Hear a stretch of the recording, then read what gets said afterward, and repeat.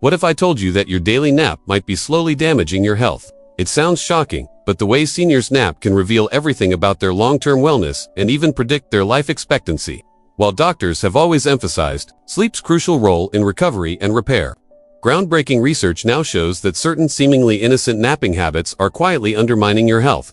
We're not talking about your energy levels or memory alone, but your heart, brain, and ability to live independently. That issue isn't whether you nap or not. Many seniors genuinely benefit from short, restorative naps. The problem lies in how you nap. Some habits dramatically increase cardiovascular risk. Others disrupt your brain's sleep cycles and accelerate memory loss. Many silently wreak havoc on your digestion and blood sugar control. The troubling part, every single one of these mistakes is completely preventable. Today, we're examining 5 critical napping errors that older adults unknowingly make every day. You'll discover the science behind why these habits matter so much for your health. By the end, you'll not only understand the risks but gain complete control over your rest routine. Most importantly, you'll learn how to nap in ways that truly restore your body instead of putting it at risk. If you're over 60 or care for someone who is, this information could transform how you think about rest. The first dangerous mistake is napping immediately after meals. That comfortable feeling of lying down after a satisfying lunch might seem natural, but it's actually causing more harm than you realize. When you eat particularly heavier meals, rich in carbohydrates or fats, your body immediately its digestive machinery. Your stomach, pancreas, intestines, and liver work together in a carefully coordinated process that requires optimal positioning to function properly. When you lie down too soon after eating, especially flat on your back, you're disrupting this natural digestive rhythm. Without gravity's assistance, your digestive system struggles to work efficiently. More concerning, stomach acid can easily travel upward into your esophagus, causing heartburn, acid reflux, or even silent reflux that gradually damages your throat. Without obvious symptoms for older adults, this becomes particularly dangerous. As we age, our lower esophageal sphincter, the small valve that keeps stomach acid where it belongs, naturally weakens. This means acid reflux becomes increasingly common, and repeated exposure can irritate your throat lining or trigger chronic inflammation throughout your digestive system. The problems extend beyond digestion. Lying down after eating reduces blood circulation to your brain and muscles precisely when digestion demands increased blood flow. This leaves you feeling sluggish, groggy, and mentally foggy after your nap instead of refreshed and alert. What appears to be a harmless cultural tradition actually becomes problematic when you consider the context. While napping in a reclined position or upright chair can help minimize reflux, lying flat immediately after eating creates serious problems, especially if you're already managing high blood pressure, diabetes, or cognitive decline. This seemingly minor habit accumulates significant health consequences over time. Consider Robert, a 74-year-old retiree from Missouri, who took his daily nap right after lunch for years. He consistently felt tired and drained afterward, instead of refreshed, when his doctor suggested waiting 30 to 60 minutes before lying down and using a chair instead of his bed. Robert experienced remarkable improvements. His acid reflux virtually disappeared. He stopped waking with throat pain, and his afternoon mental clarity dramatically improved. There's also a psychological component here. Post-meal drowsiness isn't always physical fatigue. Sometimes it reflects mental exhaustion, depression, or insufficient stimulation. Many older adults experiencing loneliness or limited engagement develop patterns of eating and napping out of routine rather than genuine need. This creates a destructive cycle. Eat, nap, wake up groggy, feel unmotivated to move, and repeat. Over time, this pattern affects not just physical health but dampens emotional well-being and life satisfaction. The solution isn't eliminating naps entirely. Instead, pay attention to timing and positioning. Give your body adequate time to begin digestion. Remain upright for a while after eating. Take a gentle walk around your home or engage in light household activities. When you do nap, you'll actually experience genuine benefits because the goal isn't merely to rest, but to truly restore your body. The second critical mistake is napping for too long. A midday nap can feel like the perfect energy reset, especially as we age and experience natural afternoon fatigue. However, there's a crucial tipping point where naps shift from beneficial to harmful, and that point typically occurs around the 30-minute mark. When older adults nap for extended periods, particularly beyond an hour, they often experience sleep inertia. This is the groggy, disoriented feeling that follows waking from a deep sleep cycle. Instead of feeling refreshed, you wake up sluggish and sometimes more exhausted than before your nap. The consequences extend far beyond immediate grogginess. Longer daytime naps, especially those exceeding an hour, are now linked to serious health concerns. Research published in aging and neurology journals shows that seniors who nap excessively during the day face significantly higher risks of cognitive decline, including dementia. Extended naps disrupt your body's natural sleep-wake rhythm, making it harder to fall asleep at night and maintain quality sleep. Poor nighttime sleep is one of the strongest predictors of memory problems, mood disorders, and decreased immune function in seniors. What many people misunderstand is that the need for lengthy naps often signals an underlying problem rather than providing a solution. If you feel compelled to nap for 2 or 3 hours, your body might be indicating deeper issues like poor nighttime sleep quality, undiagnosed sleep apnea, depression, or early neurological changes. Take Irene, an 80 daily 2-hour naps because she constantly felt tired. Instead of improving, she noticed her memory declining and her nighttime sleep becoming shorter and more fragmented. Her daughter encouraged her to consult her doctor, who referred her to a sleep specialist. They discovered moderate sleep apnea and low vitamin D levels, conditions she never suspected. Once these issues were addressed, Irene began taking shorter, 20-minute naps, and her energy, memory, and sleep quality all improved dramatically. Sleep experts recommend nap lengths of 20 to 30 minutes for seniors.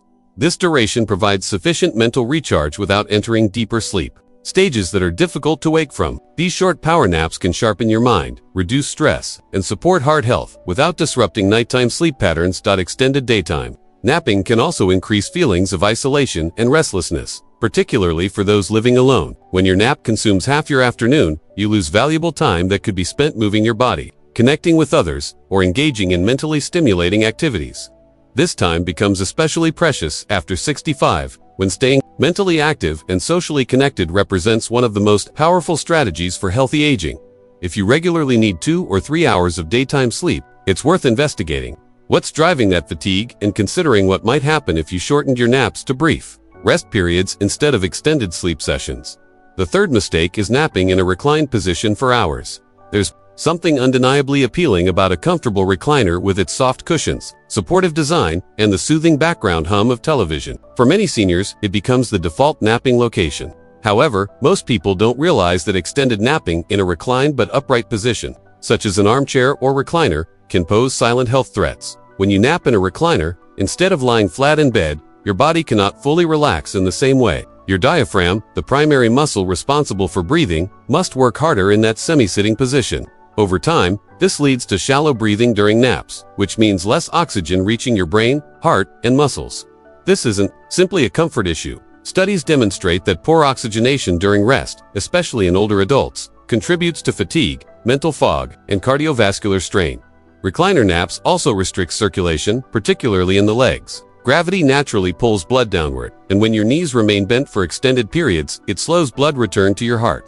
This stagnant blood flow increases the risk of blood clots, especially in seniors with varicose veins or limited mobility. Deep vein thrombosis can develop when people nap for long periods in chairs without subsequent stretching or walking. In severe cases, these clots can travel to the lungs and become life-threatening. Consider Marvin, a 76-year-old retired factory supervisor who napped in his recliner every afternoon for 2 hours. He regularly woke with neck pain and hand tingling but dismissed these symptoms as normal aging. His doctor eventually diagnosed cervical spine compression, partly caused by the poor neck positioning during his extended chair naps. When Marvin switched to lying flat on his bed for shorter naps and added proper neck support, his pain significantly decreased within weeks.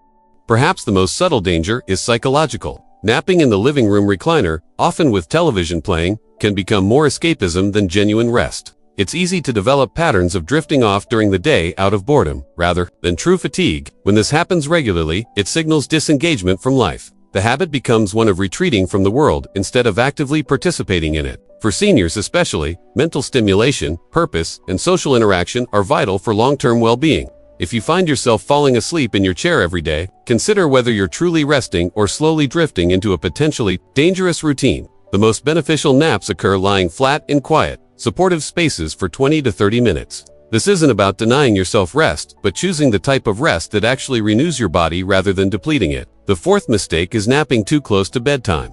You might assume that any nap is simply brief rest whenever you feel tired. However, here's something many seniors don't realize until it becomes a nightly source of frustration. Napping too close to bedtime can seriously disrupt your sleep cycle and gradually erode your overall health. Our bodies operate on an internal clock called the circadian rhythm, which regulates sleep and wake cycles by releasing hormones like melatonin to wind us down in the evening and cortisol to wake us up in the morning. When we nap late in the day, especially within 3 or 4 hours of our regular bedtime. We confuse this delicate rhythm. Instead of feeling naturally sleepy around 9 or 10 at night, your body believes it's already received adequate rest, pushing your sleep window later and making it harder to fall asleep at night. This disruption may seem minor initially, perhaps just some tossing and turning before bed, but it compounds over time. Your sleep becomes fragmented. You may wake more frequently during the night or feel groggy and unrested in the morning. For seniors, poor sleep quality doesn't just mean irritability the next day. It can lead to memory decline, increased fall risk, elevated blood pressure, and higher rates of depression. Dorothy, a 74-year-old grandmother of 5, began taking afternoon naps around 6 o'clock after dinner. She believed it helped with digestion and relaxation. Soon, however, she couldn't fall asleep until after midnight, and even then, her sleep remained restless. Her daytime energy declined, and she stopped taking the morning walks she once enjoyed. Her doctor helped her recognize that her early evening naps were the culprit. When she moved her rest time to earlier in the afternoon, around 2 o'clock, she began sleeping better at night and feeling more refreshed in the morning. Late-day napping also reduces what sleep experts call sleep pressure, that natural accumulation of tiredness your brain needs to fall into deep, restorative sleep at night. When you nap too late, you release some of that pressure, making you more likely to wake frequently during the night or only achieve light sleep stages. This lighter sleep is less restorative and gradually affects everything from your balance to your blood sugar regulation. To maintain harmony with your body's natural needs, experts recommend limiting naps to before 3 o'clock in the afternoon and keeping them short, approximately 20 to 30 minutes.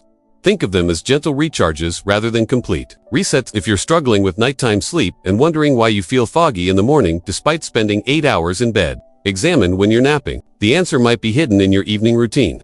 The fifth and final mistake is napping without adjusting your environment. Many people believe that napping simply requires closing your eyes and allowing your body to rest. What they don't understand is that how and where you nap can dramatically affect how your body interprets that rest. Napping in the wrong environment sends mixed signals to your brain, causing it to remain on high alert rather than entering a truly restful state. As we age, our senses may diminish slightly, but our brains remain surprisingly reactive to environmental cues. Noise, temperature, light, and even body position all influence nap quality. The harsh reality is that many seniors nap with television playing in the background, curtains wide open, or while sitting upright in chairs that don't support their neck or spine properly. These may seem like harmless habits, but over time they reduce the actual benefits of napping and can contribute to chronic fatigue.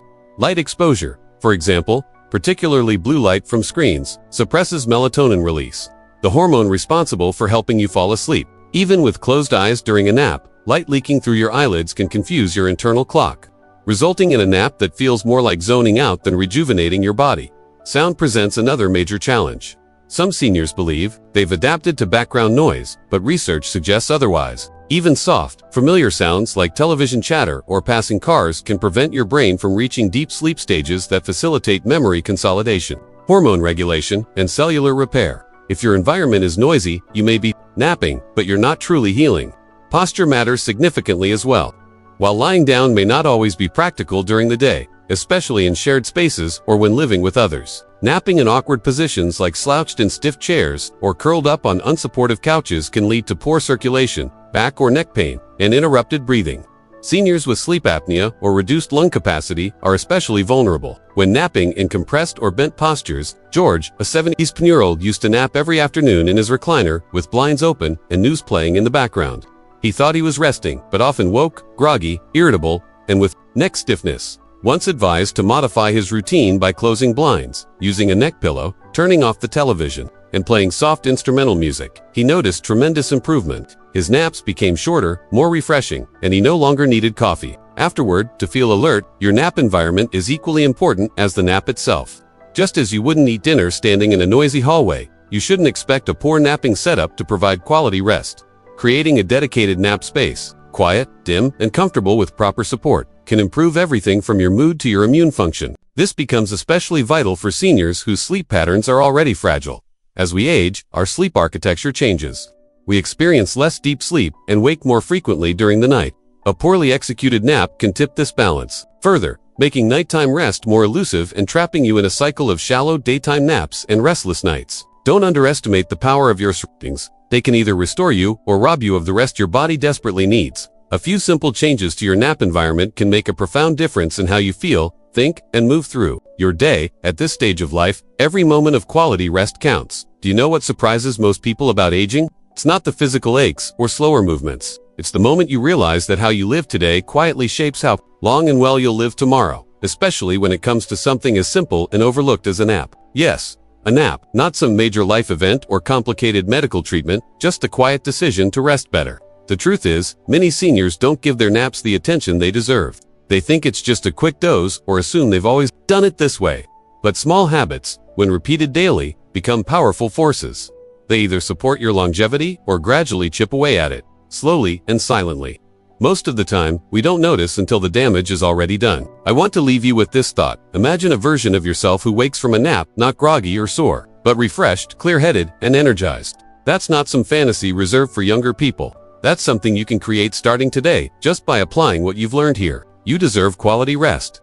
You deserve to feel good after you sleep, not worse. And you have the power to make that your reality, one nap at a time.